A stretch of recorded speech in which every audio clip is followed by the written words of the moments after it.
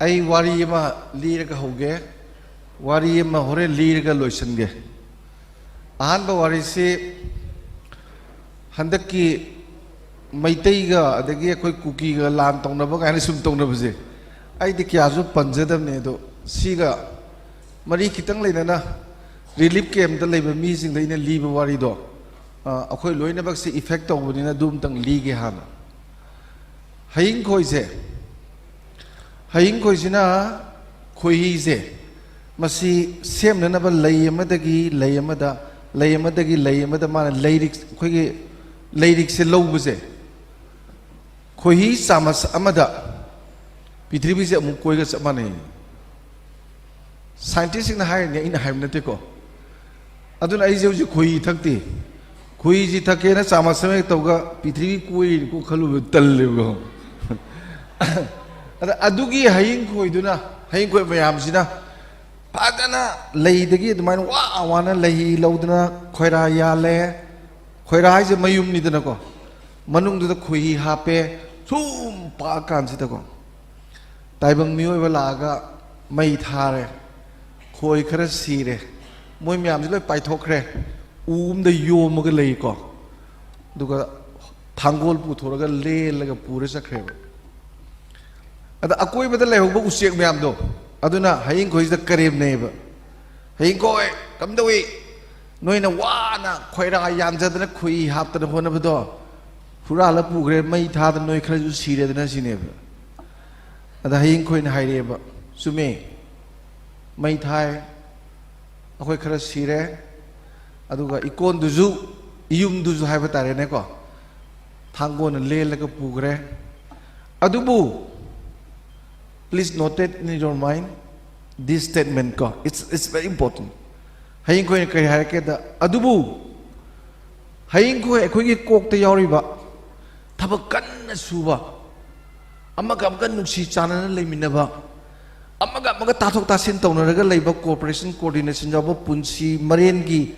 kok ta yaura ba idea jing do adu di mai tha ba su sakte hura laga su pu bangam de aduna amuk chane ba huran juno ba amuk chane ba huran juno ba amuk su chane ba huran juno ba amuk su chane ba huran juno ba huran moi warak ne khoi di sulib le poisine masi kari kawiya magi possession of the character national character in the mindset of the individuals mi gi makok te yaw ba potuni ko mindset to nang mobile thur khaw di yaw re phaja machu sangra ba wangra ba yum mayam leire ano bo kar mayam tonge pikra nang gi kar da remote to me la ga yening ba loi yenge chakhle na khoi na khan be se si chakhatra di ne chakhat pa ko de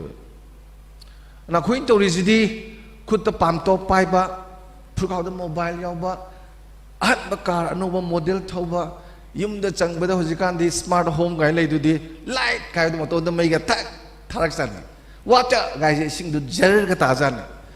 adu da lei re gai na khoi am chakhole khale ba ko adubu ai khoi na lei ba kok si di pakhang ba matam gi ne ba 33 AD adai du yok sala adi lu salaktra soida ne counseling yam darkar le reise kai mu na te se mindset to adu develop tawna ba ko aduna ngasi gi direct se sida career counseling is the direct lakke mi career is kai mu na te nangi punsida nangna pamjagra ba thaba ama ikai khumna ba yauna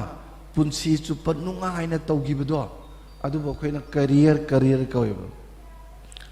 adugi career do adu nangna sara sada leina ba madu kamaina kari tawgadage career counseling ni haraga engineer doctor IS kain taw ayam taning dese angang lising yang kai gi manung da IS officer ma yawi ai angang lising kuntra kun gi manung da doctor ma yawi ai angang lising tara gi manung da engineer ma yawi ai adu noi loina ba doctor woido ni noi loina ba engineer woido ni noi loina ba IS officer woido ne na career counseling ne sum tau le ga di angang mi suicide taro sibai phim ne blis sumdra aduna thamjaningi di asai gi kamai taraga ai gi career se yam nungai na leigadage ke dogadage haisida si loina mak si mamang da noina khangda ba khoina khangda ba se akhoi gi ai gi isada interest hai ma ko aptitude hai ma ani leini ko ai gi isada interest aina pamjaba attitude ai sina ne nangi potentiality do nangi ability do ado ani du leine ba si ani se sab manana satlaba nangna pami potu dum phangne ba adu ani se ama interest yam leiba adu aptitude leitaba adu ga di potentiality du leitaba potential oi dabar dine nangna pami potu pamoi daba ne ba nangi na sada yaw potential du gi matungina nangi apamba lep ka daba ne ba ada khoi using manipur torisina interest se mama pa na angang si doctor yam tabani nge ba si mai interest ne ba magi machadu laring yam phasana pa dana nei dana yam khang ba brain ga yam phaba angang du na te ba aduna ma su phang phang oi adu angang do suicide to gi harakani psychologically disorder harakani mama pa su ning ba kai ni kai no khangra ngasagi magi interest to aptitude tu yang dana interest lei bagi ne ba ai khudam ma hai ge ba isai yam pa me ba ise ai interest ne ba se ado aina isai sakpham da chatpada oja du ne isai amta ngangoi na ngangbada hangoi khongdum dore ba oja du dum harakane ba nang isai tawru noi bu kana roi kai gino do interest yam lei ba isai sakning ba isai pam bagi ko isai sakpa ya bagi khanau du engon de yaw de ba ado nang na ai isai khonju ya da ne isai sakani sum le di punsi da sum ngor kane ba ha punsi jibu aina pam ba interest bu ama khakhtang natana atai di leitrabo aduna career si yengba kanda khoina career si gi aina yengkanda khoina ugadabadi aingonda pirakpa se IQ makhan mapan ni ko lari se hojiti pura samjil laga manga khatang amu puthoeba yam ten na ko adu mayam jing di manungda aingonda kari yawi aigi isada kari yawi noi khangjagadabne ba make it class 6-7 adai de khanggadabne adu class 8 ta psychometric test enam leba lupa sanga satru ko tinga ga test tok thedana adu nangi punsi gi chana ba thabai ngang loi page kunthra mu pirakane nongon di yawa pot se ko adanga sai gi high ba IQ makhan mapan je mi khuding gi ne yaw da ba angam ta bitri da poloi loi yaw ne tongan yaw bu ani yaw da angang di pithibi da pokloi ba ada angang masadu ne su akoi manipur context da story je angang masadu ne su mongon da yaw je ba pokpagri yaw jar pa yam tang ba poto masai gi magi IQ do madu mana tokjage ne puthorok padane mama pa na thi ngang to hun gane ba kudamoi na lai ning bangang do kawi ne ba madi lai pagi aptitude simon do yauri ba interest yauri ba ai di pira ba ne ba ado mana khitang yek pa lai je mama pa phubi doine kari lai pa cha ga de kawi de na go ado magi lai yek pa duna phauja ga da angang do lai yek khidadana atopa mada chatki basu yai dana se mama pa na impose toroga ado angang do mapun sigi ne nungsi garba nupi do sahi taru tare ka koina jarak pado madu luhongbai mahuta ato matho haina luhong bi bado adumaina sugala yun pamba adumaina mana pai ba profession do dana sugat na thaba dum tawdana punsi gi legi ne ba si parents na khangdam noina sana su class 8 9 10 yoradi phajana khangdam engon da kari yauri engon da ai aptitude se kaino engon da kari IQ yawi na ana si myam ji khangdana se khudamoina yam sangani tension labada ko se linguistic IQ lei ko akhoi gi kari hai tare linguistic kaino ga hai khoina sagi potential ko linguistic potential di mi ji wangang sangang yam hiba khoi gi kari ni wa phajaba manungi wa phajaba kasin kuya yong ngang ba yam hiba leibne ba moi si ꯍꯧꯖꯤꯛꯀꯤ linguistic ꯄꯣꯇꯦꯟꯁꯤꯌꯦꯜꯁꯤ ꯌꯥꯎꯕꯩꯅꯦꯕ ꯃꯣꯏꯁꯦ ꯑꯏꯕ ꯑꯣꯏꯒꯜꯂꯤ ꯔꯥꯏꯇꯔꯒꯨꯝꯕ ꯑꯊꯔꯒꯨꯝꯕ ꯑꯗꯨꯝ ꯑꯣꯏꯒꯜꯂꯤ ꯂꯤꯂꯥ ꯄꯥꯂꯥ ꯁꯤꯅꯦꯃꯥꯒ ꯏꯔꯤ ꯃꯌꯥꯝꯁꯦ ꯃꯣꯏꯅꯤ ꯁꯤꯒꯨꯝꯕꯁꯤ ꯑꯉꯥꯡ ꯂꯣꯏꯅꯃꯛ ꯌꯥꯎꯔꯣꯏ ꯑꯉꯥꯡ ꯌꯥꯎꯅꯤ ꯍꯦꯛꯇ ꯑꯗꯒꯤꯗꯤ ꯃꯊꯪꯗ ꯑꯩꯈꯣꯏꯒꯤ ꯁꯦ ꯀꯩꯅꯣꯒꯨꯝꯕꯁꯦ ꯑꯩꯈꯣꯏ ꯁ꯭ꯄꯥꯁꯤꯌꯦꯜ ꯍꯥꯏꯅ ꯌꯦꯛꯄ ꯈꯣꯠꯄ ꯀꯔꯤ ꯇꯧꯕꯁꯦ ꯌꯥꯝ ꯍꯩꯕ ꯃꯣꯏꯁꯦ ꯑꯥꯔꯀꯤꯇꯦꯛ ꯑꯣꯏꯒꯜꯂꯤ ꯂꯥꯏ ꯌꯦꯛꯀꯜꯂꯤ ꯀꯣ ꯍꯥꯟꯅꯗꯤ ꯑꯥꯔꯇꯤꯁꯇꯤꯛ IQ ꯒ ꯂꯩꯔꯝꯕꯗꯣ ꯁꯤꯗ ꯄꯨꯟꯁꯤꯟꯈ꯭ꯔꯕꯅꯤ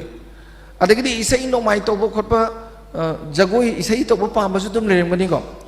ꯑꯩꯈꯣꯏꯅꯒ ꯂꯥꯏ ꯌꯦꯛꯄꯗ ꯌꯥꯝ ꯂꯥꯏꯔꯔꯤꯁꯤ ꯀꯩꯒꯤꯅꯣ ꯀꯥꯏꯁꯦ ꯑꯩꯈꯣꯏꯁꯦ ꯌꯥꯝꯅ ꯆꯥꯎꯈꯠꯇꯕ ꯃꯤꯅꯦ ꯑꯩꯈꯣꯏꯁꯦ ꯀꯣ we are very uncivilized people ꯀꯣ ꯑꯩꯅ ꯀꯔꯤꯒꯤ why I am telling this in the sense that you know ꯃꯅꯤꯄꯨꯔꯗ ꯌꯨꯝꯁꯦ ꯂꯥꯛ 9 ꯃꯨꯛ ꯂꯩꯍꯜꯂꯁꯦꯕ ꯂꯥꯛ 7 ꯂꯩꯍꯜꯂꯁꯤ ꯅꯠꯇ꯭ꯔꯒ 9 ꯂꯩꯍꯜꯂꯁꯦꯕ ꯃꯅꯤꯄꯨꯔꯒꯤ ꯌꯨꯝ ꯑꯃꯗ ꯈꯨꯠꯅ ꯌꯦꯛꯄ ꯂꯥꯏ ꯀꯝꯄ꯭ꯌꯨꯇꯔꯅ ꯌꯦꯛꯄ ꯅꯠꯇꯕ ꯈꯨꯠꯅ ꯌꯦꯛꯄ ꯂꯥꯏꯁꯦ ꯀꯅꯥ ꯊꯦꯠꯀꯦꯕ ꯃꯅꯤꯄꯨꯔꯗ ꯌꯨꯝ ꯑꯃꯗ ꯈꯨꯠꯅ ꯁꯥꯕ ꯁꯉꯥꯏꯕꯨ ꯁꯥꯒꯦꯔꯥ ꯍꯤꯕꯨ ꯁꯥꯒꯦꯔꯥ ꯎꯆꯦꯛꯄꯨ ꯁꯥꯒꯦꯔꯥ ꯑꯁꯥꯕ ꯃꯌꯥꯝꯗꯣ ꯍꯦꯟꯗꯀ꯭ꯔꯦꯐꯀꯤ ꯀꯅꯥ ꯌꯨꯝꯗ ꯂꯩꯔꯒ ꯈꯤꯟꯕ ꯌꯥꯎꯒꯦꯕ ꯀꯅꯥꯝ ꯂꯩꯗꯝ ꯀꯝꯄ꯭ꯌꯨꯇꯔꯒꯤ ꯂꯥꯏꯗꯨꯗꯤ ꯊꯦꯠꯄ ꯌꯥꯝ ꯎꯏꯀꯣ ꯑꯗꯨꯒ ꯈꯨꯠꯅ ꯌꯦꯛꯄ ꯂꯥꯏꯁꯦ ꯇꯨꯔꯤꯅꯒ ꯇꯧꯖꯔꯒ ꯃꯁꯤꯗꯤ ꯀꯅꯥꯃꯨꯛ ꯊꯝꯅꯗꯦꯕ ꯃꯟꯇ꯭ꯔꯤꯁꯤꯡꯐꯧ ꯊꯝꯗꯦ ꯑꯩ ꯁꯨꯝ ꯌꯦꯡꯉꯤꯅꯦꯕ ꯌꯨꯝ ꯂꯥꯛ 7 ꯁꯤꯗ ꯂꯥꯏ ꯑꯃꯃꯝ ꯊꯝꯃꯨꯅꯦ ꯂꯥꯏ ꯌꯦꯛꯄꯉꯩ ꯅꯨꯡꯉꯥꯏꯕꯗ ꯄꯦꯔꯦ ꯊꯣꯛꯀꯅꯦꯕ ꯈꯨꯠꯅ ꯁꯥꯕ ꯄꯣꯠ ꯃꯌꯥꯝꯗꯣ ꯌꯨꯝ ꯑꯃꯃꯝꯗ ꯊꯝꯃꯣꯕ ꯌꯨꯝ ꯈꯨꯗꯤꯡꯒꯤ ꯈꯨꯠ ꯁꯥ ꯍꯩꯕ ꯃꯤ ꯃꯌꯥꯝꯗꯣ ꯀꯌꯥꯝ ꯏꯅꯥꯛ ꯈꯨꯟꯗꯒꯦ ꯌꯦꯡꯉꯣꯕ ꯑꯩꯈꯣꯏꯁꯨ ꯃꯑꯣꯡ ꯉꯝꯗꯦꯕ ꯑꯗꯨꯅ ꯄꯤꯊꯣꯔꯛꯄ ꯃꯥꯒꯤ ꯑꯦꯞꯇꯤꯇ꯭ꯌꯨꯠꯇꯣ ꯑꯗꯣ ꯑꯩꯈꯣꯏꯅꯁꯨ ꯃꯥꯡꯍꯟꯕꯗꯧꯅ ꯇꯧꯕꯒꯤ ꯃꯑꯣꯡꯗ ꯂꯩꯕꯅꯦꯕ ꯑꯗꯨꯅꯤ ꯀꯩꯁꯨ ꯀꯥꯏꯗꯦ ꯑꯩꯅ ꯗꯥꯛꯇꯔ ꯑꯣꯏꯅꯤꯡꯉꯁꯨ ꯏꯁꯩ ꯁꯛꯄ ꯗꯥꯛꯇꯔ ꯚꯥꯔꯤ ꯂꯩ ꯀꯩꯅꯣ 2-3 ꯌꯥꯎꯕ ꯌꯥꯏꯗꯅ ꯉꯁꯥꯏ IQ-ꯗꯣ ꯑꯗꯣ ꯑꯩꯒꯤ ꯗꯥꯛꯇꯔꯗꯨ ꯑꯣꯏꯊꯣꯛꯑꯒ ꯏꯁꯩꯗꯨꯁꯨ ꯑꯗꯨꯝ ꯁꯛꯑ ꯂꯣꯏꯔꯦ ꯆꯨꯝꯗ꯭ꯔꯥ ꯑꯩ ꯁꯥꯟꯅꯕꯁꯨ ꯌꯥꯎꯔꯛꯄ ꯌꯥꯏ ꯁꯥꯟꯅꯕꯁꯨ ꯑꯗꯨꯝ ꯍꯩꯕ ꯌꯥꯏ ꯃꯥ ꯀꯅꯥꯒꯨꯝꯕꯅ 4-5ꯒ ꯌꯥꯎꯔꯤꯗꯣ ꯑꯗꯩ ꯈ꯭ꯋꯥꯏꯗꯒꯤ ꯑꯍꯦꯟꯕ ꯌꯥꯎꯔꯛꯄ ꯄꯣꯠꯇꯨꯅꯦꯕ ꯑꯩꯈꯣꯏꯅ ꯄ꯭ꯔꯣꯃꯣꯠ ꯇꯧꯒꯗꯕꯁꯦꯀꯣ ꯑꯗꯨꯅ ꯁꯤ ꯂꯣꯏꯅꯃꯛꯁꯤꯗꯤ ꯅꯪꯒꯤ ꯑꯩꯈꯣꯏꯒꯤ ꯂꯩꯔꯤꯕ ꯃꯑꯣꯡꯁꯤꯅ ꯏꯁꯥꯅ ꯈꯪꯖꯔꯒ ꯄꯦꯔꯦꯟꯁꯁꯤꯡꯅꯁꯨ ꯃꯗꯨ ꯈꯪꯕꯤꯔꯒ ꯁꯦꯝꯕꯤꯕ ꯄꯣꯠꯇꯨꯅꯦꯕ ꯍꯧꯖꯤꯛ ꯃꯊꯧ ꯇꯥꯔꯛꯏꯁꯤꯀꯣ ꯑꯗꯨꯗ ꯀꯔꯤꯌꯔ ꯀꯥꯎꯟꯁꯤꯂꯤꯡꯒꯤꯗ ꯑꯗ ꯑꯩꯅ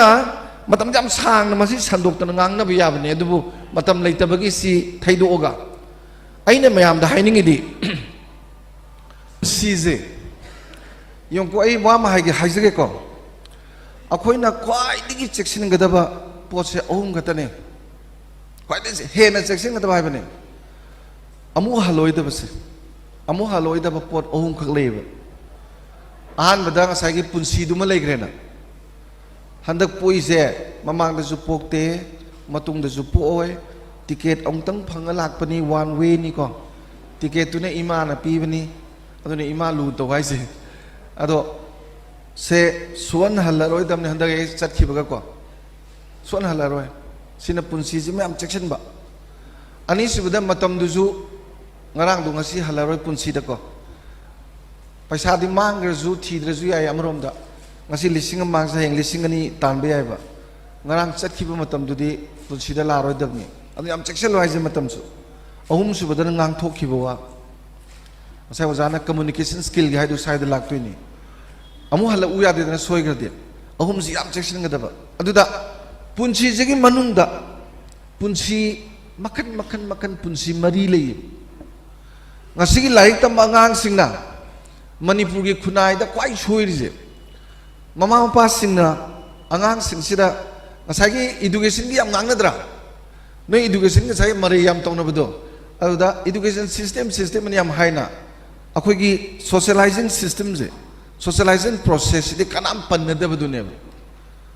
ngasi khunai da phatri ba thui ba myam je education da ni hai bu ya roi ba socializing process fail oi ba gi post yauri ba a thamningi de thamjaningi de ina ko sida punsi je yong ko ahan ba punsi manung da moi mari le rise ahan ba da nangi personal life isagi oi ba personal life adane akoi ojana oda samuna si ahum ga hai ge do character oiro confidence oiro aduga magi commitment oiro nangi personality do adu nangi personal life tu sagat pada madu yaw ga do buneba ꯑꯩꯅ ꯉꯁꯥꯏ ꯍꯌꯦꯡ ꯑꯩꯈꯣꯏꯒꯤ ꯋꯥꯔꯤ ꯂꯤꯈꯤꯗꯨ ꯀꯩꯝꯕꯨꯛꯀꯤ ꯅꯠꯇꯦꯕ ꯑꯩꯒꯤ ꯀꯣꯛꯁꯤꯗ ꯏꯁꯥꯒꯤ ꯑꯣꯏꯕ personal philosophy ꯑꯃ ꯂꯩꯒꯗꯕꯅꯦꯕ ꯍꯧꯖꯤꯛꯇꯒꯤ ꯅꯣꯏ ꯂꯣꯏꯅꯃꯛ ꯅꯁꯥꯒꯤ ꯄꯔꯁꯣꯅꯦꯜ ꯐꯤꯂꯣꯁꯣꯐꯤ ꯂꯩꯕ ꯌꯥꯔꯦꯀꯣ ꯑꯩꯗꯤ ꯑꯗꯨ ꯇꯧꯔꯣꯏ ꯑꯩꯗꯤ ꯁꯤ ꯆꯥꯔꯣꯏ ꯑꯩꯗꯤ ꯁꯤꯒꯨꯝꯕ ꯁꯥꯖꯠ ꯆꯠꯂꯣꯏ ꯑꯩꯗꯤ ꯁꯤꯒꯨꯝꯕ ꯊꯕꯛ ꯇꯧꯅꯤ ꯑꯩꯗꯤ ꯄꯨꯡꯁꯤꯗ ꯇꯨꯝꯅꯤ ꯄꯨꯡꯁꯤꯗ ꯍꯧꯒꯠꯀꯅꯤ ꯑꯩꯗꯤ ꯁꯤꯒꯨꯝꯕ ꯃꯤ ꯇꯤꯟꯅꯔꯣꯏ ꯁꯤꯒꯨꯝꯕ ꯃꯤ ꯇꯤꯟꯅꯅꯤ ꯒꯥꯏꯅ ꯅꯪꯒꯤ ꯅꯁꯥꯒꯤ ꯑꯣꯏꯕ ꯄꯔꯁꯣꯅꯦꯜ ꯐꯤꯂꯣꯁꯣꯐꯤ ꯑꯃ ꯂꯩꯌꯣꯕ ꯏꯟꯗꯤꯌꯥꯒꯤ ꯀꯟꯁꯇꯤꯇ꯭ꯌꯨꯁꯟ ꯍꯥꯏꯁꯦ ꯏꯟꯗꯤꯌꯥ ꯂꯣꯏꯅꯃꯛꯁꯤꯒꯤ ꯂꯩꯉꯥꯛꯅꯕ ꯐꯤꯂꯣꯁꯣꯐꯤ ꯑꯃꯅꯦꯕ ꯑꯗꯨꯃꯥꯏꯅ ꯅꯪ ꯑꯩꯒꯤꯁꯨ ꯄꯔꯁꯣꯅꯦꯜ ꯀꯟꯁꯇꯤꯇ꯭ꯌꯨꯁꯟ ꯂꯩꯕ ꯌꯥꯏꯗꯅ ꯏꯁꯥꯒꯤ ꯑꯣꯏꯕ ꯑꯩ ꯌꯨ ꯊꯛꯑꯦꯕ ꯑꯩ ꯌꯨ ꯊꯛꯄꯁꯦ ꯄꯦꯛ ꯑꯅꯤꯗꯩ ꯍꯦꯟꯅ ꯊꯛꯇꯦꯕ ꯑꯗꯨ ꯅꯨꯃꯤꯠ 10ꯅꯤ ꯒꯦꯞ ꯂꯩꯇꯅ ꯁꯨꯛꯊꯛ ꯊꯛꯇꯦꯕ ꯉꯁꯤ ꯊꯛꯑꯦꯅ ꯍꯌꯦꯡ ꯍꯦꯛꯇ ꯊꯛꯁꯦ ꯍꯥꯏꯔꯣ ꯑꯩ ꯀꯩꯁꯨ ꯊꯛꯄꯤꯔꯣꯏꯕ ꯄꯦꯛ 2 ꯂꯣꯏꯔꯗꯅ ꯑꯃ ꯍꯩꯒꯦ ꯍꯥꯏꯕ ꯑꯩꯁꯨ ꯊꯛꯑꯣꯏꯕ ꯑꯩ ꯄꯔꯁꯣꯅꯦꯜ ꯐꯤꯂꯣꯁꯣꯐꯤꯗ ꯑꯩ 2ꯗꯩ ꯍꯦꯟꯅ ꯊꯛꯇꯕ ꯅꯨꯃꯤꯠ 10ꯅꯤ ꯒꯦꯞ ꯂꯩꯕ ꯍꯥꯏꯁꯦ ꯑꯩꯒꯤ ꯄꯔꯁꯣꯅꯦꯜ ꯐꯤꯂꯣꯁꯣꯐꯤꯅꯦꯕ ꯐꯖꯅ ꯇꯧꯒꯗꯕꯅꯤ ꯑꯩ ꯁꯤꯒꯨꯝꯕ ꯃꯤ ꯇꯤꯟꯅꯅꯤ ꯇꯤꯟꯅꯔꯣꯏ ꯁꯤ ꯇꯧꯔꯣꯏ ꯁꯤ ꯇꯧꯅꯤꯅ ꯅꯪꯒꯤ ꯄꯔꯁꯣꯅꯦꯜ ꯐꯤꯂꯣꯁꯣꯐꯤ ꯑꯃ ꯊꯝꯃꯣ ꯑꯗꯨꯒ ꯅꯁꯥꯗꯣ ꯅꯪꯒꯤ ꯄꯔꯁꯣꯅꯦꯂꯤꯇꯤꯗꯣ ꯋꯥꯡꯈꯠꯂꯛꯅꯕ ꯅꯪꯒꯤ ꯄꯔꯁꯣꯅꯦꯜ ꯂꯥꯏꯐꯇꯨ ꯐꯅꯅꯕ ꯂꯥꯏꯔꯤꯛ ꯂꯥꯏꯁꯨ ꯇꯝꯃꯤꯕ ꯈꯣꯠꯂꯤꯕ ꯗꯤꯁ ꯑꯥꯔ ꯑꯣꯜ ꯄꯔꯁꯣꯅꯦꯜ ꯂꯥꯏꯐꯇꯨꯒꯤꯅꯦꯕ ꯁꯤ ꯄꯔꯁꯣꯅꯦꯜ ꯂꯥꯏꯐꯁꯤ ꯌꯥꯝ ꯁꯥꯊꯤꯅ ꯀꯤꯌꯔ ꯂꯧꯕ ꯀꯣ ꯑꯅꯤꯁꯨꯕꯗ ꯐꯦꯃꯤꯂꯤ ꯂꯥꯏꯐ ꯌꯨꯝꯗꯤ ꯃꯦꯇꯔꯤꯌꯦꯜꯅꯦꯕ ꯆꯦꯛ ꯁꯤꯃꯦꯟ ꯌꯣꯠ ꯌꯣꯄꯤ ꯎ ꯑꯗꯨꯅ ꯁꯥꯕ ꯌꯨꯝꯅꯦꯕ ꯌꯨꯝꯗꯨꯗꯤ ꯌꯥꯝ ꯋꯥꯡꯉꯁꯨ ꯋꯥꯡꯗ꯭ꯔꯁꯨ ꯀꯩꯝꯇ ꯗꯔꯀꯥꯔ ꯑꯣꯏꯗꯦ ꯀꯣ ꯌꯨꯝꯗ ꯈꯟꯕ ꯃꯤ ꯂꯩꯌꯦꯕ ꯌꯨꯝ ꯋꯥꯡ ꯁꯥꯔꯒ ꯅꯨꯡꯉꯥꯏꯖꯕ ꯍꯟꯇꯣꯛꯇꯅꯒ ꯌꯦꯡꯕꯀꯣ ꯌꯨꯝꯗꯨꯗꯤ ꯃꯦꯇꯔꯤꯌꯦꯜꯅꯦ ꯌꯨꯝꯗꯨ ꯅꯠꯇꯦ ꯃꯔꯨ ꯑꯣꯏꯔꯤꯁꯦ ꯐꯦꯃꯤꯂꯤꯁꯦ ꯏꯃꯨꯡꯗꯨꯗ ꯂꯩꯔꯤꯕ ꯑꯩꯒꯤ ꯏꯀꯨ ꯏꯅꯦ ꯑꯩꯒꯤ ꯅꯨꯄꯤ ꯑꯩꯒꯤ ꯏꯆꯟ ꯏꯁꯨ ꯏꯆꯥ ꯂꯩꯕ ꯃꯌꯥꯝꯗꯣ ꯂꯣꯏꯅꯃꯛꯁꯤꯒꯤ ꯊꯃꯣꯏꯒꯤ ꯃꯔꯤꯁꯦ ꯅꯨꯡꯁꯤꯕ ꯋꯤꯠ ꯂꯚ ꯑꯦꯟ ꯑꯦꯐꯦꯛꯁꯟ ꯀꯣ ꯅꯨꯡꯁꯤꯅ ꯊꯃꯣꯏꯒꯤ ꯃꯔꯤ ꯂꯩꯇ ꯂꯥꯏꯔ ꯑꯋꯥ ꯑꯅꯥ ꯉꯁꯥꯏ ꯍꯌꯦꯡꯈꯣꯏꯒꯤꯗꯣ ꯐꯖꯅ ꯂꯩꯕ ꯏꯃꯨꯡꯁꯦ ꯁꯨꯈꯠ ꯈꯠꯅꯔꯣꯏ ꯑꯦꯟꯖꯥꯏꯇꯤꯁꯨ ꯂꯩꯔꯣꯏ ꯇꯦꯟꯁꯟꯁꯨ ꯂꯩꯔꯣꯏ ꯗꯤꯄ꯭ꯔꯦꯁꯟꯁꯨ ꯅꯥꯔꯣꯏ ꯇꯥꯕꯒ ꯇꯣꯞ ꯇꯨꯝꯈꯤꯅꯤ ꯃꯧ ꯑꯝꯇ ꯎ ꯋꯥ ꯇꯧꯅꯔꯣꯏ ꯍꯦꯛꯇ ꯆꯪꯉꯛꯄꯁꯤꯗ ꯏꯃꯨꯡꯁꯤꯗ ꯁꯥꯟꯇꯤ ꯍꯦꯛꯇ ꯂꯩꯕꯗꯣ ꯑꯗꯨ ꯑꯣꯜꯋꯦꯖ ꯂꯩꯅꯦꯕ ꯀꯔꯤꯒꯤꯅꯣꯗ ꯅꯪꯒꯤ ꯐꯦꯃꯤꯂꯤ ꯂꯥꯏꯐꯁꯦ ꯁꯤꯗ ꯑꯩꯅ ꯀꯔꯤ ꯔꯣꯜ ꯂꯧꯒꯅꯤ ꯑꯩꯅ ꯀꯔꯤ ꯊꯕꯛ ꯇꯧꯒꯅꯤ ꯁꯤ ꯅꯪꯅ ꯑꯟꯗꯔꯁꯇꯦꯟ ꯇꯧꯕ ꯃꯇꯝꯗ ꯏꯃꯨꯡ ꯃꯅꯨꯡꯗ ꯋꯥꯊꯣꯛ ꯁꯨꯡꯑꯣꯏ ꯑꯣꯏꯔꯣꯏꯕ ꯏꯃꯥ ꯅꯪꯈ꯭ꯔꯕꯗꯨꯅ ꯍꯤꯟꯖꯥꯡ ꯅꯥꯄꯤ ꯈꯔ ꯌꯣꯟꯖꯔꯒ ꯅꯣꯡꯃꯒꯤ ꯁꯦꯟꯗꯣꯡ ꯈꯔ ꯐꯪꯖꯕꯗꯨꯗ ꯃꯨꯛꯈꯥꯏꯔꯒ ꯏꯃꯥ ꯑꯦꯗꯤꯗꯥꯁꯀꯤ ꯈꯣꯡꯎꯞ ꯂꯩꯌꯨ ꯃꯃꯥ ꯇꯨꯝ ꯌꯥꯔꯔꯣꯏ ꯏꯆꯥꯁꯨ ꯄꯥꯈꯪꯅꯤꯀꯣ ꯃꯃꯥꯟꯅꯕ ꯃꯌꯥꯝ ꯃꯔꯛꯇ ꯃꯥꯁꯨ ꯅꯥꯟꯅ ꯆꯠꯅꯤꯡꯉꯤꯅꯤꯀꯣ ꯈꯣꯡꯎꯞꯇꯨꯗꯤ ꯂꯨꯄꯥ 3,000 ꯄꯤꯌꯦ ꯑꯁꯩꯕꯨ ꯀꯃꯥꯏꯅ ꯇꯧꯗꯣꯏꯅꯣꯅ ꯑꯍꯤꯡ ꯆꯨꯞꯄ ꯇꯨꯝꯃꯣꯏꯕ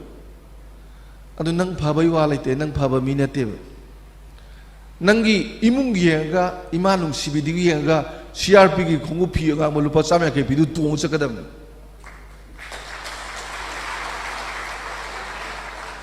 ꯐꯤꯔꯣꯟꯅ ꯃꯤꯒꯤ ꯃꯒꯨꯟ ꯂꯦꯞꯀꯗꯕ ꯅꯠꯇꯦꯕ ꯈꯣꯡꯎꯞ ꯑꯇꯥꯡꯕ ꯇꯣꯡꯉꯒ ꯃꯣꯕꯥꯏꯜ ꯑꯇꯥꯡꯕ ꯄꯥꯏꯔꯒ ꯅꯪ ꯃꯤ ꯃꯒꯨꯟ ꯂꯦꯞꯄ ꯅꯠꯇꯦ ꯑꯗꯨꯗ ꯃꯁꯤ ꯃꯤꯁꯤꯗꯤ ꯐꯕ ꯃꯤꯅꯤ ꯌꯥꯝ ꯋꯥꯡꯕ ꯃꯤꯅꯤ ꯀꯥꯏꯅ ꯅꯨꯄꯤ ꯃꯆꯥꯅ ꯈꯜꯂꯕ ꯍꯌꯦꯡ ꯀꯞꯀꯦꯗꯅꯤ ꯈ꯭ꯋꯥꯏꯗꯒꯤ ꯇꯥꯡꯕ ꯃꯒꯨꯟꯁꯦ ꯂꯦꯞꯇꯣꯏꯁꯦ ꯃꯅꯨꯡꯗꯣ ꯐꯤ ꯈꯣꯡ ꯑꯉꯥꯡꯕ ꯇꯣꯡꯕꯁꯨ ꯃꯅꯨꯡꯗꯣ ꯊꯤ ꯇꯥꯡꯉꯗꯤꯀꯣ ꯍꯌꯦꯡ ꯃꯥ ꯅꯣꯛꯐꯦꯠ ꯇꯧꯔ ꯃꯌꯨꯝ ꯄꯥꯜꯂ ꯂꯩꯗꯣꯏꯅꯤ ꯁꯤ ꯑꯩꯈꯣꯏꯒꯤꯗ ꯈꯪꯅꯗ꯭ꯔꯦꯕ ꯀꯥꯔ ꯑꯍꯟꯕꯕꯨ ꯇꯣꯡꯉꯗꯤ ꯀꯣꯏꯇꯥꯟ ꯇꯥꯟꯅꯕ ꯐꯤꯕꯝꯗ ꯂꯩꯔꯦꯕ ꯁꯥꯏꯀꯜ ꯇꯣꯡꯕ ꯀꯥꯡꯕꯨꯗꯨ ꯂꯥꯛꯑꯒꯅ ꯇꯨꯡ ꯑꯣꯟꯁꯤꯟꯕ ꯐꯤꯕꯝꯗ ꯂꯩꯔꯦꯕ ꯑꯗꯨꯒ ꯁꯥꯏꯀꯜꯗꯨꯃꯛꯇꯤꯅꯦ ꯑꯩꯈꯣꯏꯒꯤ ꯃꯩꯇꯩ ꯄꯥꯉꯜ ꯏꯆꯤꯟ ꯏꯅꯥꯎꯁꯤꯡꯁꯦ ꯁꯥꯏꯀꯜ ꯌꯥꯝ ꯇꯣꯡꯉꯝꯕꯅꯦ ꯃꯩꯇꯩ ꯄꯥꯉꯜꯁꯤꯁꯨ ꯃꯩꯇꯩꯒ ꯆꯞ ꯃꯥꯟꯅꯩꯗꯅꯀꯣ ꯃꯨꯛꯄ ꯈꯣꯠꯄ ꯀꯦꯕ ꯐꯔꯛ ꯇꯥꯕ ꯆꯞ ꯃꯥꯟꯅꯕꯅꯦ ꯁꯥꯏꯀꯜ ꯇꯣꯡꯕꯁꯤ ꯑꯝꯇ ꯇꯣꯡꯗ꯭ꯔꯦ ꯍꯧꯖꯤꯛ ꯁꯥꯏꯀꯜ ꯇꯣꯡꯕꯁꯤ ꯀꯥꯟꯅꯔꯤꯁꯦ ꯏꯟꯚꯥꯏꯔꯟꯃꯦꯟ ꯀꯜꯂꯦ ꯃꯩꯈꯨ ꯊꯣꯛꯇ꯭ꯔꯕꯅꯤꯅ ꯅꯨꯡꯇꯤꯒꯤ ꯊꯧꯔꯕꯅꯤꯅ BPꯁꯨ ꯂꯩꯇ꯭ꯔꯦ ꯗꯥꯏꯕꯦꯇꯤꯁꯁꯨ ꯂꯩꯇ꯭ꯔꯦ ꯄ꯭ꯔꯤꯊꯤꯕꯤꯒꯤ ꯇꯥꯡꯈ꯭ꯔꯕ ꯂꯨꯄꯥ 103 ꯄꯤꯔꯤꯕ ꯊꯥꯎ ꯂꯤꯇꯔꯗ ꯄꯦꯇ꯭ꯔꯣꯜꯁꯨ ꯍꯥꯞꯇ꯭ꯔꯦ ꯁꯤꯗꯩ ꯍꯦꯟꯅ ꯐꯕ ꯀꯩ ꯂꯩꯒꯦ ꯃꯁꯤ ꯇꯣꯡꯕ ꯃꯤꯁꯤ ꯈ꯭ꯋꯥꯏꯗꯒꯤ ꯁꯤꯡꯕ ꯃꯤꯅꯦ ꯁꯤ ꯌꯨꯔꯣꯞꯇꯗꯤ ꯂꯦꯝꯅꯩꯌꯦꯕ ꯑꯩꯈꯣꯏ ꯁꯤꯗꯅ ꯁꯥꯏꯀꯜꯕꯨ ꯇꯣꯡꯉꯗꯤꯅꯦ ꯑꯩꯈꯣꯏꯁꯦ ꯁꯥꯏꯀꯜꯕꯨ ꯇꯣꯡꯉꯗꯤ ꯀꯔꯤ ꯈꯜꯂꯤ ꯈꯪꯕ꯭ꯔꯥ ꯑꯩꯅꯒ ꯅꯣꯡ ꯐꯥꯗꯣꯛ ꯇꯣꯡꯉ ꯆꯠꯄꯁꯦ ꯏꯃꯥꯟꯅꯕꯅ ꯚꯥꯏ ꯌꯨꯝꯗꯒ ꯐꯃꯨꯡꯒ ꯂꯩꯍꯧꯗ꯭ꯔꯕ ꯃꯤ ꯆꯐꯨ ꯎꯌꯥꯟꯒ ꯂꯩꯍꯧꯗ꯭ꯔꯕ ꯃꯤ ꯑꯣꯏ ꯈꯜꯂꯦꯕ ꯑꯗꯨꯅ ꯑꯩ ꯃꯥꯏꯟꯁꯦꯠꯇꯣ ꯉꯁꯥꯏꯒꯤ ꯄꯥꯈꯪꯕ ꯃꯇꯝꯒꯤ ꯍꯥꯏꯗꯣ ꯍꯧꯖꯤꯛ ꯄ꯭ꯔꯤꯊꯤꯕꯤꯒꯤ ꯑꯣꯏꯅ ꯈ꯭ꯋꯥꯏꯗꯒꯤ ꯋꯥꯡꯅ ꯂꯧꯅꯔꯤꯁꯦ ꯁꯥꯏꯀꯜ ꯇꯣꯡꯉ ꯆꯠꯄꯁꯤꯅꯦꯕ ꯑꯩꯈꯣꯏꯒꯤꯗꯅ ꯍꯧꯖꯤꯛ ꯁꯥꯏꯀꯜ ꯍꯦꯛ ꯇꯣꯡꯉ ꯂꯥꯛꯑꯒ ꯆꯠꯄ ꯃꯤꯗꯣ ꯄꯥꯈꯪꯒ ꯑꯣꯏꯔꯗꯤꯀꯣ ꯂꯩꯁꯥꯕꯤ ꯈꯪꯅꯕ ꯑꯝꯇ ꯐꯪꯕ ꯋꯥ ꯂꯩꯇꯦ ꯁꯤ ꯃꯥꯏꯟꯁꯦꯠꯁꯦ ꯕꯦꯔꯥ ꯂꯩꯇ꯭ꯔꯣ ꯑꯗꯨꯅ ꯁꯤꯒꯤ ꯄꯔꯁꯣꯅꯦꯜ ꯂꯥꯏꯐꯁꯦ ꯁꯤꯃ ꯐꯖꯅ ꯂꯩꯔꯒ ꯐꯦꯃꯤꯂꯤ ꯂꯥꯏꯐꯁꯦ ꯁꯤꯗꯅꯦ ꯂꯩꯕ ꯂꯩꯇꯕ ꯀꯔꯤꯝ ꯅꯠꯇꯦ ꯑꯩꯒꯤ ꯏꯃꯥꯅ ꯁꯦꯝꯕꯤꯕ ꯁꯦꯝꯕꯤꯗꯕ ꯀꯔꯤꯝ ꯅꯠꯇꯦ ꯑꯩꯅ ꯏꯒꯜꯒꯤ ꯋꯥꯔꯤ ꯍꯥꯏꯕꯗꯣ ꯏꯒꯜꯁꯦ ꯑꯇꯩ ꯎꯆꯦꯛꯁꯤꯡꯁꯤꯅ ꯅꯨꯡꯁꯤꯠꯁꯤ ꯀꯟꯅ ꯀꯟꯅ ꯁꯤꯜꯂꯛꯇꯅ ꯅꯨꯡꯁꯤꯠ ꯁꯥꯊꯤꯕ ꯅꯨꯡꯁꯤꯠ ꯂꯥꯛꯀꯥꯟꯗ ꯎꯆꯦꯛ ꯑꯇꯩꯅ ꯃꯀꯣꯟꯗ ꯀꯤꯔꯒ ꯅꯤꯛꯑꯒ ꯂꯩꯅꯦꯕ ꯏꯒꯜꯅ ꯀꯨꯝꯍꯩ ꯑꯣꯏꯅ ꯁꯥꯟꯅꯅꯦꯕ ꯅꯨꯡꯁꯤꯠꯅꯒ ꯆꯦꯟꯊꯍꯜꯂꯒ ꯒ꯭ꯂꯥꯏꯗꯤꯡ ꯇꯧꯔꯒ ꯑꯃꯨꯛ ꯄꯥꯏꯔꯒ ꯀꯦꯛ ꯍꯦꯛꯇꯅ ꯈꯣꯡꯉꯒ ꯀꯨꯝꯍꯩ ꯑꯣꯟꯊꯣꯛꯀꯅꯦꯕ ꯑꯩꯅ ꯄꯣꯛꯂꯛꯄꯗꯒꯤ ꯏꯃꯥ ꯏꯄꯥ ꯂꯥꯏꯔꯤꯛ ꯂꯥꯏꯁꯨ ꯍꯩꯔꯝꯗꯕ ꯂꯟ ꯊꯨꯝ ꯂꯩꯔꯝꯗꯕ ꯑꯋꯥꯕ ꯉꯥꯛꯇ ꯑꯩꯉꯣꯟꯗ ꯀꯣꯏꯁꯤꯜꯂꯝꯕꯁꯤ ꯅꯪꯅ ꯈꯪꯗꯕꯒꯤ ꯋꯥꯅꯤ ꯅꯪ ꯐꯥꯎꯖꯧ ꯑꯣꯏꯅ ꯏꯁꯣꯔꯅ ꯈꯨꯗꯣꯜ ꯄꯤꯕꯅꯦꯕꯗꯣ ꯃꯗ ꯅꯪꯅ ꯐꯪꯒꯗꯕ ꯅꯪꯒꯤ ꯑꯦꯛꯁꯄꯔꯤꯌꯦꯟꯁ ꯅꯪꯅ ꯍꯣꯠꯅꯔꯛꯀꯗꯕ ꯃꯤꯌꯥꯝ ꯇꯤꯟꯅꯕ ꯉꯝꯗꯕ ꯅꯪꯅ ꯇꯧꯔꯛꯀꯗꯕ ꯃꯌꯥꯝꯗꯨ ꯅꯪꯅ ꯇꯧꯀꯥꯟꯗ ꯅꯪꯁꯦ U should B very ꯃꯆ ꯗꯤꯐꯔꯦꯟಟ್ from ꯑꯗꯔꯁ ꯅꯪꯒꯤ ꯅꯃꯥꯟꯅꯕ ꯀꯂꯤꯛꯁ ꯃꯌꯥꯝꯗꯒꯤ ꯅꯪ ꯇꯣꯉꯥꯟꯕ ꯃꯤ ꯂꯩꯔꯔꯣꯏꯗꯕꯅꯦꯕ ꯑꯗꯨꯗ ꯑꯣꯏꯅꯅꯕ ꯑꯩꯅ ꯂꯥꯏꯅ ꯏꯁꯣꯔꯅ ꯈꯨꯗꯣꯜ ꯄꯤꯔꯛꯄ ꯄꯣꯠ ꯑꯃꯅꯦꯕ ꯑꯗꯨꯃꯥꯏꯅ ꯄꯣꯖꯤꯇꯤꯚꯂꯤ ꯍꯣꯠꯅꯕ ꯑꯉꯥꯡꯁꯤ ꯗꯔꯀꯥꯔ ꯑꯣꯏꯗ꯭ꯔꯥ ꯑꯩꯈꯣꯏꯗꯤ ꯏꯃꯥ ꯑꯗꯨ ꯇꯧꯔꯝꯗ꯭ꯔꯦ ꯏꯄꯥ ꯑꯗꯨ ꯇꯧꯔꯝꯗ꯭ꯔꯦ ꯑꯗꯥ ꯇꯧꯔꯝꯗ꯭ꯔꯦ ꯑꯗꯨ ꯇꯧꯔꯝꯗ꯭ꯔꯦ ꯑꯩ ꯁꯨꯏꯁꯥꯏꯠ ꯇꯧꯔꯒꯦ ꯀꯥꯏꯅ ꯅꯟꯁꯦꯟꯁ ꯐꯨꯒꯗꯕ ꯑꯆꯨꯝꯕꯅꯤ ꯍꯥꯏꯁꯦ this is the family life ꯀꯣ ꯑꯗꯒꯤ ꯏꯃꯨꯡꯗ ꯀꯩꯗꯧꯉꯩꯗ ꯄ꯭ꯔꯣꯕ꯭ꯂꯦꯝ ꯑꯣꯏꯍꯟꯒꯅꯣ you should be problem solver instead of problem thrower ꯑꯩ ꯉꯔꯥꯡꯁꯤ ꯑꯩꯒꯤꯁꯨ ꯌꯨꯝ ꯍꯨꯝꯗꯣꯛꯑꯦꯕꯀꯣ ꯑꯩꯅ ꯁꯥꯕ ꯏꯆꯥ ꯅꯨꯄꯥꯒ ꯑꯅꯤꯒꯤ ꯌꯨꯝꯗꯨꯗꯤ ꯆꯦꯛꯅ ꯃꯊꯛ ꯃꯈꯥ ꯁꯥꯕꯅꯤ ꯀꯩꯝ ꯇꯧꯗꯦ ꯄꯥꯕꯒꯤ ꯏꯃꯥꯅ ꯁꯥꯕꯤꯔꯝꯕ ꯌꯨꯝꯗꯨ ꯅꯨꯡꯁꯤꯗꯅ ꯑꯩꯅ ꯑꯗ ꯂꯩꯌꯦꯕ ꯏꯃꯥꯒ ꯑꯩꯈꯣꯏ ꯋꯥꯏꯐ ꯑꯩꯈꯣꯏꯅꯤ ꯑꯗꯣ ꯄꯨꯔꯥ ꯖꯤꯡꯒꯁꯦ ꯁꯨꯃꯥꯏꯅ ꯊꯥꯡꯀꯠꯂꯒ ꯃꯅꯨꯡꯗ ꯅꯣꯡꯁꯤ ꯂꯦꯟꯒꯁꯦ ꯐꯨꯖꯤꯟꯗꯅ ꯅꯨꯃꯤꯠ 3-4ꯅꯤ ꯇꯨꯝ ꯌꯥꯗꯦ ꯑꯩ ꯁꯣꯐꯥꯗ ꯇꯨꯝꯃꯦꯕꯀꯣ ꯑꯗ ꯏꯆꯥꯁꯤꯡꯒꯤ ꯀꯥ ꯑꯅꯥꯟꯕ ꯐꯖꯕꯗꯨ ꯇꯨꯝꯒꯦ ꯍꯥꯏꯕꯒꯤ ꯍꯪꯒꯣꯏꯕꯀꯣ ꯃꯥꯏ ꯅꯨꯄꯤ ꯌꯥꯎꯔꯤꯕꯅꯤꯅꯀꯣ ꯀꯔꯤꯝ ꯍꯥꯏꯗ꯭ꯔꯁꯨ ꯅꯨꯄꯤꯁꯤꯡꯗꯨꯅ ꯑꯩꯈꯣꯏ ꯕꯥꯖꯤꯁꯦ ꯋꯥꯗꯤ ꯈꯪꯗꯦ ꯀꯥꯏꯅ ꯈꯜꯂꯝꯃꯗꯤꯀꯣ ꯏꯀꯥꯏꯔꯞ ꯇꯧꯕ ꯍꯥꯏꯇꯥꯔꯦꯅꯦ ꯑꯗꯣ ꯌꯨꯝ ꯁꯦꯝꯕ ꯃꯤꯁꯤꯡꯗꯣ ꯉꯟꯇꯥ ꯂꯥꯛꯑꯦ ꯁꯦꯝꯃꯦ ꯑꯩꯈꯣꯏꯒꯤ ꯏꯃꯧ ꯅꯨꯄꯤꯒ ꯑꯩꯈꯣꯏꯒꯤ ꯋꯥꯏꯐꯀꯁꯤ ꯇꯨꯝꯕꯁꯤ ꯄꯨꯡ 9 ꯑꯗꯥꯏ ꯍꯧꯒꯠꯂꯦꯕ ꯃꯥ ꯁꯟꯗꯦꯁꯦ ꯍꯌꯦꯡ ꯁꯟꯗꯦ ꯅꯨꯃꯤꯠꯁꯦ ꯑꯗꯨꯃꯥꯏꯅ ꯇꯨꯝꯖꯩꯌꯦꯕ ꯀꯩꯅꯣꯗ ꯌꯥꯝ ꯋꯥꯕ ꯇꯨꯝꯕꯁꯨ ꯌꯥꯝ ꯐꯪꯗꯕ ꯊꯕꯛ ꯌꯥꯝ ꯌꯥꯝꯕ ꯑꯗꯨꯅ ꯃꯣꯏ ꯅꯣꯡꯃꯥꯏꯖꯤꯡ ꯅꯨꯃꯤꯠꯁꯤꯗꯤ ꯐꯖꯅ ꯇꯨꯝꯃꯦꯕ ꯍꯧꯗꯣꯛꯅꯗꯦꯕ ꯑꯩꯈꯣꯏꯁꯨ ꯑꯗ ꯑꯩꯅ ꯑꯌꯨꯛ ꯉꯟꯇꯥ ꯍꯧꯒꯠꯂꯒ ꯃꯣꯏ ꯌꯨꯝ ꯁꯥꯕ ꯂꯥꯛꯄꯗꯨ ꯋꯥꯊꯣꯛ ꯑꯣꯏꯗꯅꯕꯅ ꯐ꯭ꯂꯥꯛꯁ ꯑꯃ ꯄꯨꯊꯣꯛꯑꯦ ꯍꯣꯇꯦꯜꯗꯒꯤ ꯇꯟ 4-5 ꯂꯩꯔꯨꯔꯦ ꯐ꯭ꯂꯥꯛꯁꯇꯨ ꯆꯥ ꯒꯤꯂꯥꯁ 5-10 ꯂꯧꯔꯨꯔꯦ ꯑꯗꯨꯒ ꯃꯣꯏ ꯂꯥꯛꯄꯗꯨ ꯑꯩꯅ ꯀꯞꯇꯒ ꯍꯩꯔꯒ ꯄꯤꯊꯒ ꯁꯦꯕꯥ ꯇꯧꯊꯣꯛꯑꯦ ꯃꯣꯏ ꯍꯧꯒꯠꯂꯀꯥꯟꯗ ꯆꯥ ꯅꯨꯡ ꯇꯟꯗꯨ ꯂꯣꯏꯔꯝꯕꯗꯨꯗ ꯑꯩꯈꯣꯏ ꯋꯥꯏꯐꯅ ꯅꯣꯛꯐꯦꯠ ꯇꯧꯖꯩꯑꯕ ꯑꯗꯨꯏ ꯃꯍꯨꯠꯇ ꯇꯨꯝꯃꯤꯉꯩꯗꯨꯗ ꯀꯥꯎꯗꯅꯀꯣ ꯍꯧꯖꯤꯛꯐꯥꯎ ꯇꯨꯝꯗꯅ ꯆꯥ ꯂꯣꯟꯗꯦ ꯈꯣꯠꯇꯦ ꯑꯗꯥ ꯇꯧꯗꯦ ꯀꯥꯏꯅ ꯀꯥꯡꯒꯟꯒ ꯁꯦꯒꯥꯏꯗꯅ ꯇꯧꯔꯒꯗꯤ ꯅꯪ ꯄ꯭ꯔꯣꯕ꯭ꯂꯦꯝ ꯄꯤꯔꯤꯅꯦꯕ ꯍꯣꯇꯦꯜꯗ ꯆꯠꯂꯨꯔꯒ ꯂꯧꯔꯒ ꯇꯨꯃꯤꯟꯅ ꯄꯤꯊꯒ ꯅꯣꯛꯐꯦꯠ ꯇꯧꯅꯔꯤꯁꯤꯅ ꯄ꯭ꯔꯣꯕ꯭ꯂꯦꯝ ꯂꯩꯍꯟꯗ꯭ꯔꯤꯅꯦꯕ ꯑꯗꯨꯅ ꯏꯃꯨꯡꯗ ꯅꯪꯒꯤ ꯐꯦꯃꯤꯂꯤꯗ ꯅꯪ ꯑꯃ ꯂꯩꯕꯒꯤ ꯄ꯭ꯔꯣꯕ꯭ꯂꯦꯝꯁꯦ ꯁꯨꯛꯍꯨꯟ ꯍꯨꯟꯖꯤꯟꯒꯅꯣ ꯄ꯭ꯔꯣꯕ꯭ꯂꯦꯝ ꯁꯣꯜꯚꯔ ꯑꯣꯏꯌꯨꯀꯣ ꯑꯗꯩ ꯑꯍꯨꯝꯁꯨꯕꯗ ꯑꯩꯈꯣꯏꯒꯤ ꯄ꯭ꯔꯣꯐꯦꯁꯅꯦꯜ ꯂꯥꯏꯐ ꯑꯩꯒꯤ ꯏꯁꯥꯒꯤ ꯄ꯭ꯔꯣꯐꯦꯁꯅꯦꯜ ꯂꯥꯏꯐ ꯀꯣ ꯁꯤꯗꯤ ꯌꯥꯝ ꯂꯨꯔꯦ ꯁꯤꯅꯤ ꯅꯣꯏ ꯂꯥꯏꯔꯤꯛ ꯇꯝꯃꯤꯒꯁꯦꯀꯣ ꯅꯣꯏꯅ ꯂꯥꯏꯔꯤꯛ ꯇꯝꯃꯤꯕ ꯑꯗꯨ ꯇꯧꯅꯤ ꯑꯗꯥ ꯇꯧꯅꯤ ꯀꯥꯏꯅ ꯅꯣꯏ ꯌꯥꯝ ꯈꯜꯂꯤꯕ ꯁꯤ ꯅꯪꯅ ꯑꯆꯧꯕ ꯊꯕꯛ ꯑꯃ ꯇꯧꯒꯦꯅ ꯈꯟꯕ ꯋꯥꯒ ꯉꯁꯥꯏ ꯉꯥꯡꯅꯈꯤꯕ ꯃꯌꯥꯝꯗꯣ ꯑꯗꯣ ꯍꯧꯖꯤꯛꯀꯤ ꯆꯍꯤ ꯃꯇꯥꯡꯁꯤꯗꯗꯤ ꯅꯣꯏ ꯀꯅꯥꯅ ꯈ꯭ꯋꯥꯏꯗꯒꯤ ꯆꯥꯎꯕ ꯃꯤꯅꯦꯁꯦ ꯈꯪꯍꯧꯔꯣꯕ ꯑꯩꯈꯣꯏꯒꯤ ꯃꯤ ꯑꯃꯇꯅ ꯈꯪꯗ꯭ꯔꯤꯕ ꯑꯩꯈꯣꯏꯒꯤ ꯃꯔꯛꯁꯤꯗ ꯈ꯭ꯋꯥꯏꯗꯒꯤ ꯆꯥꯎꯅ ꯊꯕꯛ ꯇꯧꯕ ꯃꯤꯁꯦ ꯀꯅꯥꯅꯣꯁꯦ ꯑꯩꯈꯣꯏ ꯑꯃꯇ ꯈꯪꯗ꯭ꯔꯤꯕ ꯉꯁꯤ ꯇꯥꯛꯊꯣꯛꯑꯝꯃꯒꯦꯀꯣ ꯈ꯭ꯋꯥꯏꯗꯒꯤ ꯆꯥꯎꯕ ꯃꯤ ꯀꯅꯥꯅꯣ ꯑꯃꯦꯔꯤꯀꯟ ꯑꯉꯥꯡ ꯑꯃꯗ ꯍꯪꯉꯣꯕ ꯊꯥꯖꯗ꯭ꯔꯒ ꯑꯩ ꯍꯪꯉꯦꯕ ꯅꯍꯥ ꯑꯃꯗ ꯍꯪꯉꯦꯕ ꯑꯃꯦꯔꯤꯀꯟ ꯃꯆꯥ ꯑꯃ ꯅꯣꯏꯒꯤ ꯑꯃꯦꯔꯤꯀꯥꯗ ꯈ꯭ꯋꯥꯏꯗꯒꯤ ꯆꯥꯎꯕ ꯃꯤꯁꯦ ꯀꯅꯥꯅꯣ ꯑꯗ ꯃꯥ ꯁꯨꯃꯥꯏ ꯍꯥꯏꯔꯦꯀꯣ ꯑꯃꯦꯔꯤꯀꯥ ꯈꯛꯀꯤ ꯅꯠꯇꯦ ꯄ꯭ꯔꯤꯊꯤꯕꯤꯒꯤ ꯑꯣꯏꯅ ꯈ꯭ꯋꯥꯏꯗꯒꯤ ꯆꯥꯎꯕ ꯃꯤꯗꯣ ꯃꯥ ꯇꯥꯛꯂꯛꯇꯣꯏꯅꯤꯀꯣ ꯃꯥ ꯍꯥꯏꯌꯦ ꯑꯩ ꯗꯣꯛꯇꯔꯁꯦ ꯄꯨꯟꯁꯤꯗ ꯑꯃꯨꯛꯇꯪ ꯗꯔꯀꯥꯔ ꯑꯣꯏꯈꯤ ꯅꯥꯗꯅ ꯑꯃꯨꯛꯇꯪ ꯑꯩꯒꯤ ꯂꯥꯏꯐꯇ ꯗꯣꯛꯇꯔꯁꯦ 2 ꯔꯛ ꯗꯔꯀꯥꯔ ꯑꯣꯏꯈ꯭ꯔꯦ ꯅꯥꯗꯅꯀꯣ ꯑꯩꯒꯤ ꯄꯨꯟꯁꯤꯗ ꯏꯟꯖꯤꯅꯤꯌꯥꯔꯗꯣ ꯑꯃꯨꯛꯇꯪ ꯗꯔꯀꯥꯔ ꯑꯣꯏꯈꯤ ꯌꯨꯝ ꯁꯥꯕꯗ ꯑꯩꯒꯤ ꯄꯨꯟꯁꯤꯗ ꯐꯔꯛ ꯈꯔ ꯇꯥꯔꯨꯕꯗꯒꯤ ꯎꯀꯤꯜꯗꯣ ꯑꯅꯤꯔꯛꯀꯨꯝꯕ ꯗꯔꯀꯥꯔ ꯑꯣꯏꯈꯤ ꯑꯩꯁꯦ ꯄ꯭ꯂꯦꯟ ꯃꯊꯛꯇꯒꯤ ꯐꯥꯗꯅ ꯈꯔ ꯇꯧꯈ꯭ꯔꯦꯕꯀꯣ ꯑꯩꯒꯤ ꯄꯨꯟꯁꯤꯗ ꯄꯨꯂꯤꯁ ꯑꯣꯐꯤꯁꯔꯁꯤꯡꯁꯦ ꯑꯝꯇ ꯎꯅꯗ꯭ꯔꯤ ꯗꯔꯀꯥꯔ ꯂꯩꯇꯗꯅꯀꯣ ꯑꯗꯨꯃꯥꯏꯅ ꯅꯪꯅ ꯄꯨꯟꯁꯤꯗ ꯆꯥꯎꯔꯦ ꯍꯥꯏꯕ ꯃꯤꯗꯣ ꯑꯃꯨꯛ ꯑꯅꯤꯔꯛꯀꯨꯝꯕ ꯅꯉꯣꯟꯗ ꯗꯔꯀꯥꯔ ꯑꯣꯏꯔꯝꯒꯅꯦꯕ ꯑꯗꯨꯒ ꯈ꯭ꯋꯥꯏꯗꯒꯤ ꯅꯨꯡꯇꯤꯒꯤ ꯗꯔꯀꯥꯔ ꯑꯣꯏꯔꯤꯗꯤ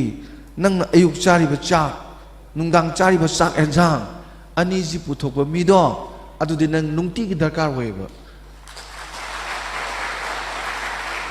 ꯃꯉꯣꯟꯗ ꯕꯦꯚꯥꯔ ꯇꯧꯕ ꯉꯝꯕ ꯈꯨꯟꯅꯥꯏꯗꯣ ꯃꯉꯣꯟꯗ ꯕꯦꯚꯥꯔ ꯇꯧꯕ ꯉꯝꯕ ꯈꯨꯟꯅꯥꯏ ꯅꯪ ꯃꯨꯛ ꯆꯥꯎꯕ ꯃꯤꯁꯦ ꯂꯩꯇꯦ ꯀꯥꯏꯅ ꯈꯟꯕ ꯉꯝꯕ ꯈꯨꯟꯅꯥꯏꯗꯣ ꯁꯣꯏꯗꯅ ꯆꯥꯎꯈꯠꯀꯗꯧꯅꯦꯕ ꯑꯩꯈꯣꯏꯗꯤ ꯅꯨꯄꯤ ꯆꯦꯜꯂꯦ ꯅꯨꯄꯥꯗꯣ ꯀꯩ ꯊꯕꯛ ꯇꯧꯏ ꯐꯥꯝ ꯆꯂꯥꯏꯔꯤꯌꯦ ꯑꯁ ꯐꯥꯗꯣꯛꯍꯧꯕꯅ ꯐꯠꯇ꯭ꯔꯣ ꯍꯥ ꯑꯗꯒꯤꯗꯤ ꯅꯨꯄꯤ ꯆꯦꯜꯂꯦ ꯀꯅꯥꯅꯣ PWDꯒꯤ ꯀ꯭ꯂꯥꯔꯛꯅꯤ POꯅꯤ ꯐꯕꯅꯤ ꯒꯨꯁ ꯌꯥꯝ ꯐꯪꯕꯅꯤꯀꯣ ꯀꯥꯔ ꯑꯃ ꯎꯟꯁꯤꯜꯂꯨ ꯀꯥꯏꯅ ꯁꯤ ꯕꯦꯔꯥ ꯅꯠꯇ꯭ꯔꯣ ꯑꯩꯈꯣꯏꯁꯤ ꯀꯅꯥꯅ ꯈ꯭ꯋꯥꯏꯗꯒꯤ ꯆꯥꯎꯕ ꯃꯤꯅꯣꯗꯨꯕꯨ ꯈꯪꯗ꯭ꯔꯤꯕ ꯑꯗꯨꯅ ꯑꯩꯅ ꯅꯣꯏꯗ ꯍꯥꯏꯅꯤꯡꯉꯤꯁꯦ ꯑꯩꯈꯣꯏ ꯃꯪ ꯗꯥꯛꯇꯔ ꯏꯟꯖꯤꯅꯤꯌꯥꯔ ꯑꯗꯨ ꯀꯥꯏꯅ ꯃꯪꯉꯤꯁꯦ ꯆꯥꯎꯈꯠꯇ꯭ꯔꯤꯕꯅꯤꯀꯣ ꯑꯩꯈꯣꯏꯅ ꯈꯪꯗꯕ ꯋꯥꯅꯤ ꯆꯥꯎꯈꯠꯇ꯭ꯔꯤꯕꯅꯤ ꯍꯧꯖꯤꯛꯁꯦ ꯅꯣꯏ ꯂꯥꯏꯔꯤꯛ ꯇꯝꯕ ꯅꯣꯏꯅ ꯂꯧ ꯎꯔꯗꯤ ꯀꯝꯗꯧꯅꯤ ꯂꯥꯏꯔꯤꯛ ꯇꯝꯕ ꯅꯣꯏꯅ ꯁꯦ ꯏꯖꯔꯦꯜꯗ ꯄꯥꯈꯪ ꯃꯆꯥ ꯃꯌꯥꯝꯅ ꯀꯣꯡꯒ꯭ꯔꯦꯡꯗ ꯄꯥꯜꯁ ꯌꯥꯎꯕ ꯃꯅꯤ ꯃꯨꯛꯇꯥ ꯌꯥꯎꯕꯗꯨ ꯌꯣꯛꯑꯒ ꯏꯅꯥꯛ ꯂꯣꯏ ꯈꯨꯜꯂꯤ ꯃꯅꯤꯄꯨꯔꯒꯤ ꯄꯨꯈ꯭ꯔꯤꯁꯤ ꯉꯥ ꯌꯣꯛꯄꯒꯤ ꯃꯍꯨꯠꯇ ꯀꯣꯡꯒ꯭ꯔꯦꯡ ꯌꯣꯛꯑꯒ ꯃꯅꯨꯡꯗ ꯃꯅꯤ ꯃꯨꯛꯇꯥꯗꯨ ꯀꯜꯆꯔ ꯇꯧꯔꯗꯤ ꯀꯣꯡꯒ꯭ꯔꯦꯡ 2,000 ꯊꯥꯗꯕꯗ ꯀꯣꯡꯒ꯭ꯔꯦꯡ 500 ꯈꯛꯇꯪ ꯃꯅꯤ ꯃꯨꯛꯇꯥ ꯌꯥꯎꯔꯗꯤ ꯑꯗꯨꯝ ꯌꯥꯔꯦꯅꯦ सिगिजे एग्रीकल्चर डिपार्टमेंट मणिपुर पुखरीदा मोगी कॉन्ग्रेस से कल्चर तब याय हाइग्रमे कनाम योक्त्री चिया अदगी करी कोनो कोनो कोनोवा चिया कोनोवा कायना फूड सप्लीमेंट ग्रेन्स लेबको सिगिजे इसिंग फंगो फंगदब थाबा पौदोबसे अखोगी लबुक लोइनबक यायना एग्रीकल्चर डिपार्टमेंट ना मोई रिसर्च तौर पुथोए कनाम थादे अदगी पृथ्वी कैथेंद होजे क्वाइदगी तांग से खोई खोंबान तखिलै कैंसर नाबा फैदनको अदगी खोई लेपाक लगी मरु अदई सिंग अमुबा तांग तांग बोन आदने खोई हौरि म्याम से सी नहा जिंगजिना हे लाइक लाइसु तंबल लोरगा फार्म तौरकांदा सिगुम म्याम से थारकांदा क्वाइदगी पैसा तानब निपाय दुनु ओइरकदुइनेबा अदो अखोइदी ऑफिस लेब चौकी चौकी 10,000 थाब लौ संगम योंथोएब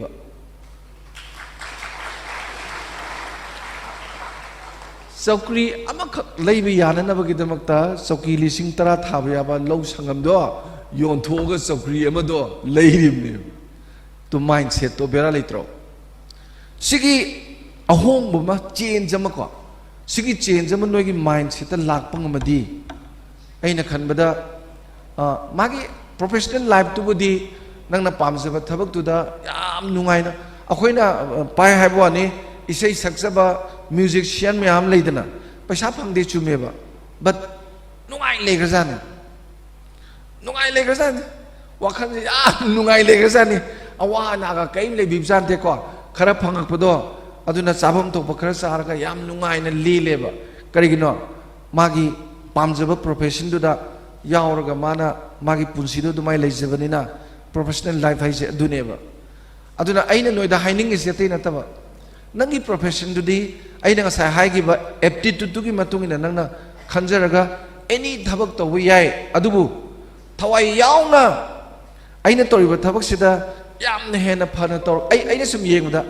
से बैंकॉक से मी यामना पन्नैदना को अइदी बैंकॉक से हम तोय चले कुइद्री हलकपा अमुकसु चलुइको मोइगे हनुबीना खोइगी युगा थकपदा मारिनबा पोट चैद लेंगबसे कयाम थी पोस्ट तागेदको सा आउबा उइ लाउबसे मसी सुम मथंग सुम हपकनेबा पीस मरी मंगागा सुरानिको पीस मरी मंगा जी पेक अमानी थानी अदु लोइसलेपदो अदा चंपरा मचेद अमा किहोम मचेद अमा याम सिन भाइम गा हापकनेबा अदु मिदि सुम चारकपदगी थकप लोरमदायुदा हईदुगा चमचम चारकपदा न्यूटेन तारा चखिदोइनेबा अदो खल्लगा हापइनेबा my हईदो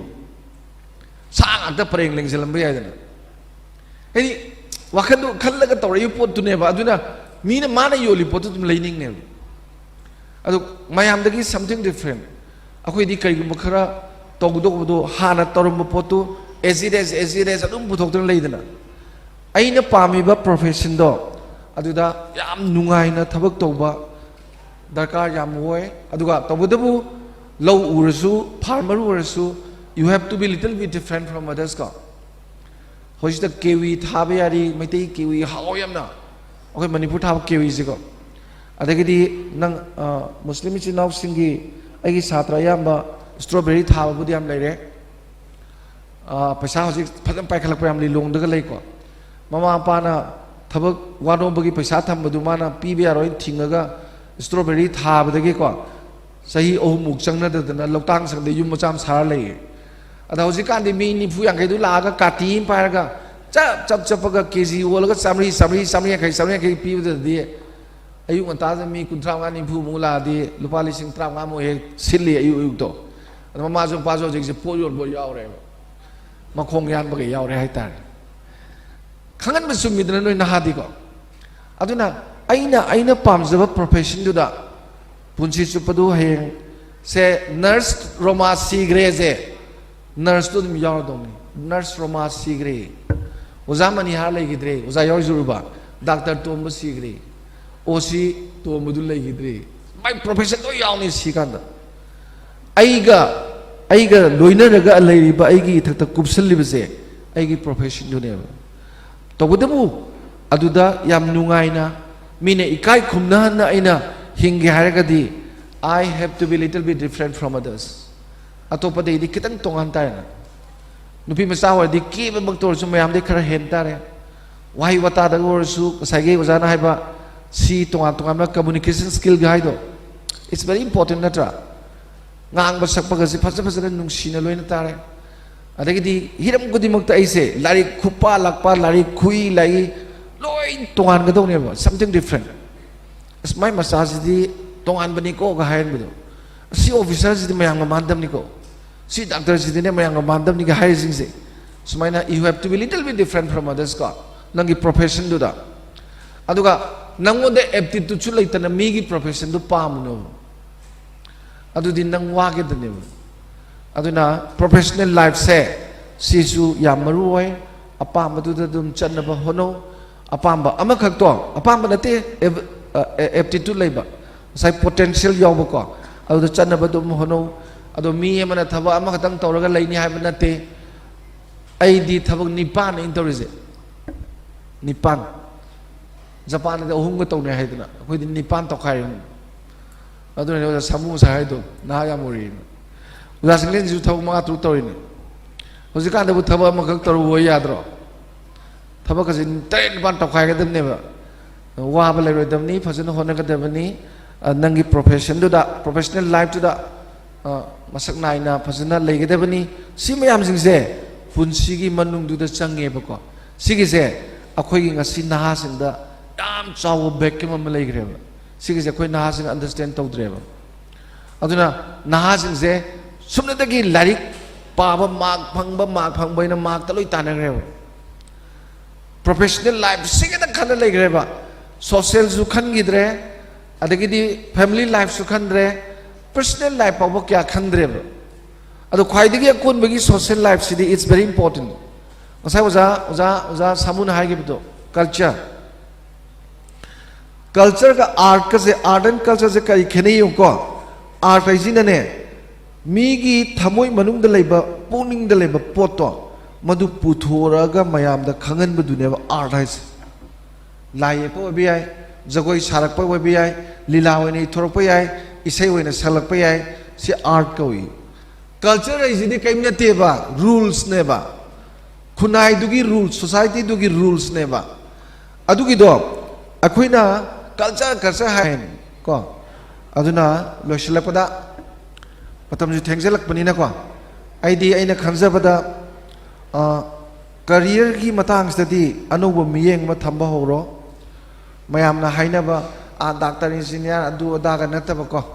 nangi na sada leisaba interest to ko chanaba nangi aptitude ko nagi potential do adu ani du chanaraga ai si khallage na khalo mi wori dabagi wala ite ko akhoi ni inak khuning da khun dabwani inak ta seng na khuning ba mi di ina ta khunjan kasule bizante aduna sigi mayam sing thamjaraga aina loisalak padang sai wari amaga liya loisan gai gidra ai wari ama liraga loisalage ko ai khoi gi ibok to aina ngaw de ibok sina ising je katleba maitai nupi sing da yukte ising yam katligo ko maitai pang ni kat tabra khangde nupi na yam ising kale yukto ko ada mana kat kat ba ising je aina he pukhi so bari so ga chale matam do de aseng ba ising kat pa je phi lo tho chale thai na di phi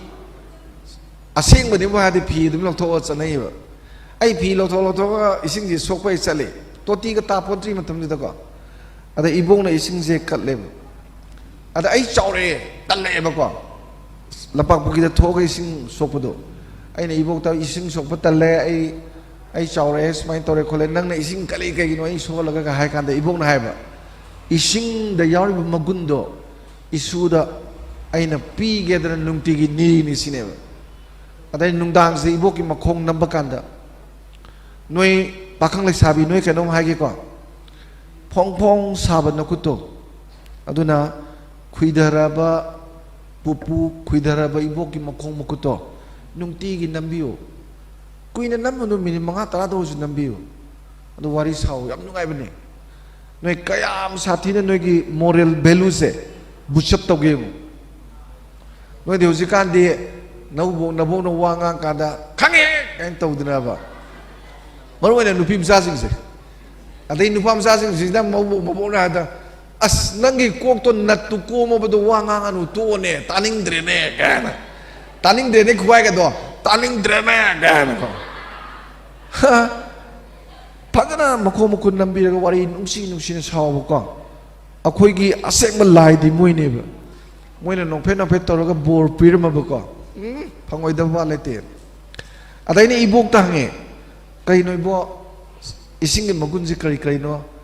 na kan da ibong na hai number 1 yam munda ising je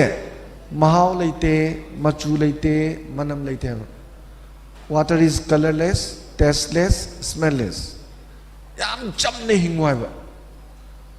naming chan ba na ganu hoi sai da ke no pham mo ba ko ISTV sir la phas da mai semne da na yam uchen ding do ming ga yam chat chen ding bai ta machu ga am sangjening do toganu machu leganu mahau leganu manam leganu yam chamna hengu chamna heng ba punsi mun ngai bele tabani number 1 number 2